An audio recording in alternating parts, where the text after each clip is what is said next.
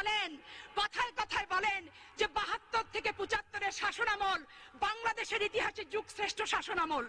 দুঃখী মানুষের মুখে হাসি ফোটানোর জন্য শেখ মুজিবুর রহমান বিশাল বিশাল কর্মসূচি গ্রহণ করেছেন, যেই কর্মসূচির কারণে দেশে এবং বিদেশে উনি খেতাবে ভূষিত হয়েছেন। আর কিভাবে আওয়ামী লীগ শেখ মুজিবুর রহমানকে জাতির পিতা ঘোষণা দেবেন এই পরিকল্পনায় তারা ব্যস্ত রয়েছেন। আরো ব্যস্ত রয়েছেন বাংলাদেশের প্রতিটি বাড়িতে বাড়িতে আইন পাশ করে মাননীয় স্পিকার কিভাবে শেখ ছবিটি তোলা যায় সেই পরিকল্পনা নিয়ে তারা ব্যস্ত রয়েছে। আজকে স্পষ্ট করে একটি কথা বলতে চাই, ৭২-৭৫-এর শাসনামল সে তো দারিদ্র্যের তীব্র কষাঘাতে জর্জরিত হওয়ার শাসনামল, সে তো প্রতিটি মা বোনকে ৭২-৭৫-এর শাসনামলে বাসন্তী বানানোর ইতিহাসের শাসনামল। মা তার সন্তানের ক্ষুধা মিটাতে না পেরে কচুর লতি সিদ্ধ করে তাকে বিষ মিশিয়ে সপরিবারে সেদিন আত্মহত্যা করেছিল। পত্র পত্রিকার পাতা খুললেই আপনারা সেদিন দেখবেন। তাই তো রফিক আজাদ বলেছিল, ভাত দে হারামজাদা নইলে মানচিত্র খাবো।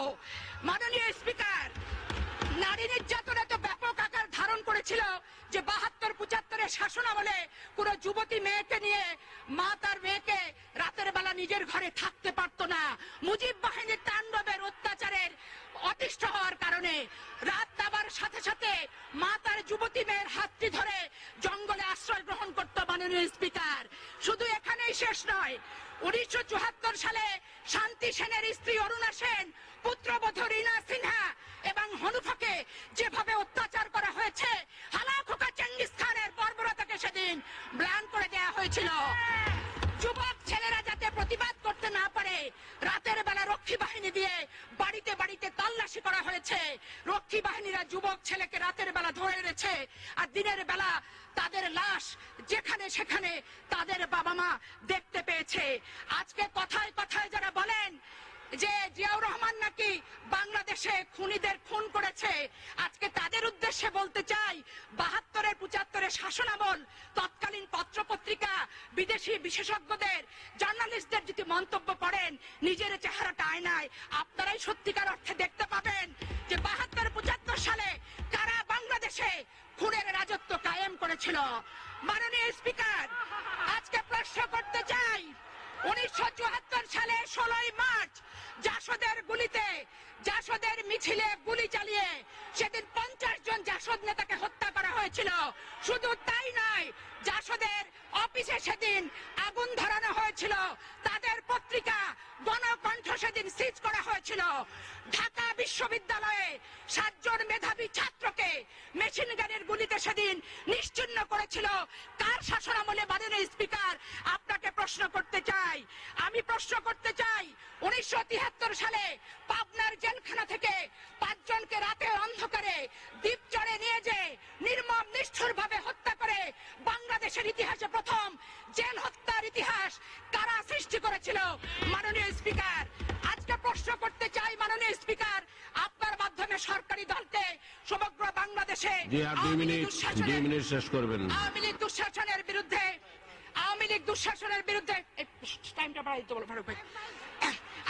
দুঃশাসনের বিরুদ্ধে সমগ্র বাংলাদেশে জাসদ নেতা কর্মীরা সেদিন প্রতিবাদ করেছিল। আজকে জাসদ মহাজোটের অংশ হয়েছেন, খোশ গল্প করছেন, নিজেদের অস্তিত্ব ভুলে গেছেন, বিগত দিনের ইতিহাস ভুলে গেছেন। সেদিন ৩০,০০০ জাসদ নেতা কর্মীকে সেদিন হত্যা করা হয়েছিল। এখানেই হত্যার শেষ নয় মাননীয় স্পিকার, সিরাজ শিকদারকে হত্যা করে বাংলাদেশের রাজনৈতিক অঙ্গনে প্রথম ক্রসফায়ার সৃষ্টি করেছিল কে?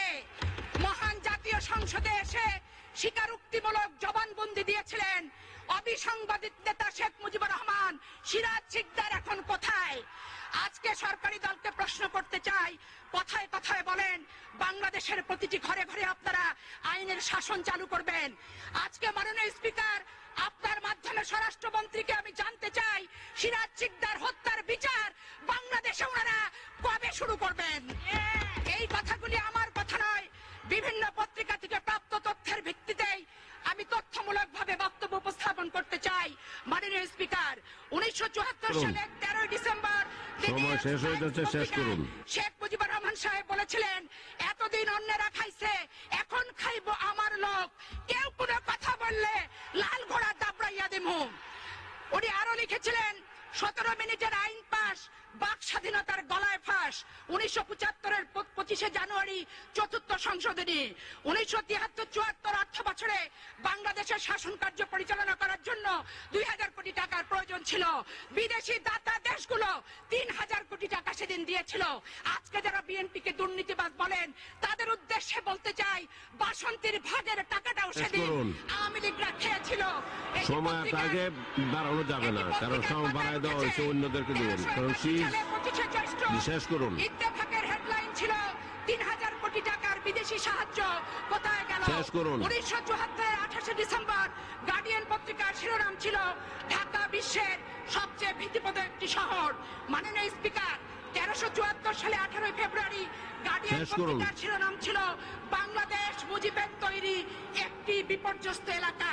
এই ছিল শেখ মুজিবের সোনার বাংলার ইতিহাস পত্রিকার ভাষায়। মাননীয় স্পিকার, 1974-এর 22শে সেপ্টেম্বর সানডে টাইমসে লেখা হয়েছিল, বাংলাদেশ আজ দেউলিয়াত্বের পথে। 1973 সালে 5ই জুলাই ইত্তেফাকের শিরোনাম ছিল, সম্প্রীতির মহামারী। মাননীয় স্পিকার, এটা যাবে না।